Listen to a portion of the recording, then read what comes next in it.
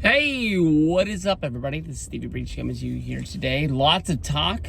I really appreciated it on my Undertaker going into the WWE Hall of Fame next year in Dallas video, and I'm trying to think of like a supporting cast who will go along with it. And throughout that video, I sort of threw a dig at a wrestler that was out there.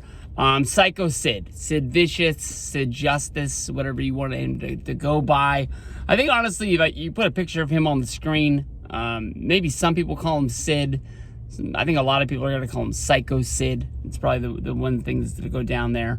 I threw it out there basically saying, like, what are you going to do? Have Sycho Sid be your main event Hall of Fame guy to go in there?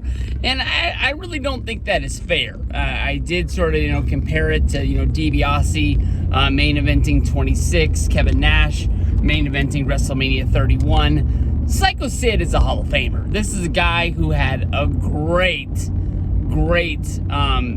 life in professional wrestling.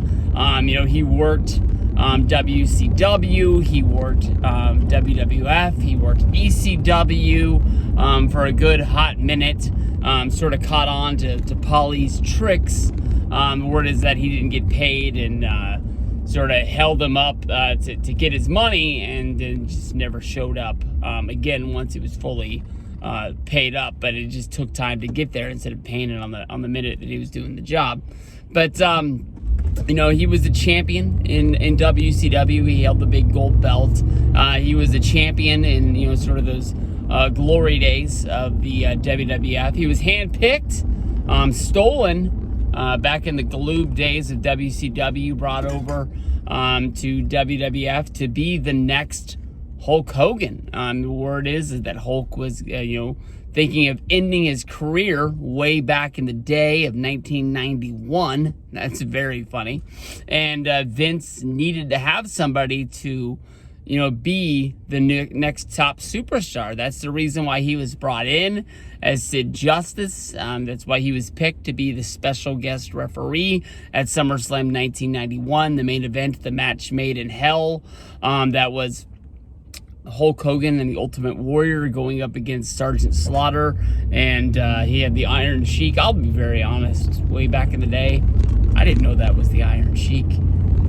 I was way later in life when I watched that match back, and I said, hey, I know that guy. But General Adnod and I can't remember what the other crony's name was.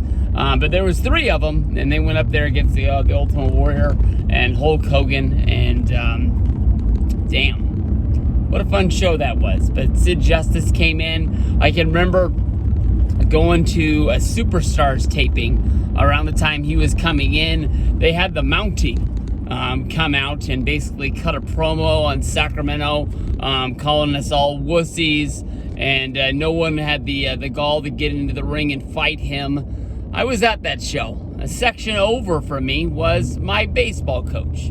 His name was Dave. I won't say his last name, but I remember it because of the story. Dave was not gonna let the Mountie call him a wussy in front of his sons. He had two sons there at the thing, and he ran down the ramp, jumped the barricade, and continued to have like 3 WWF security guards hold him back from getting in the ring against the Mountie. I have a picture of this, and in that picture, Sid Justice is making a run-in from the back, basically answering the call that he would take on the Mountie, and squashed him in no time at all. To sort of show you, if you didn't know who he was from WCW, that this guy was going to be the big deal. I don't know what happened on that WWF run. Lots of talk is that, Vince promised him that he was going to be a Hall of Famer. No, scratch that. That's not what I meant. Vince promised him that he was going to be a main eventer of WrestleMania 8, even though they had sort of put the plans in the works to make Ric Flair versus Hulk Hogan the main event. They had to change it. That's where, Sid turned heel after the Royal Rumble. They ended up doing Hogan versus Sid as the main event match. they reworked the title picture to be in Flair and Macho Man, and I think that was safe. I think honestly, that's probably the best main event the best WrestleMania you could have. If not, you're probably looking at Flair versus Sid. Then you're having a WCW match, main event WrestleMania. Hogan, I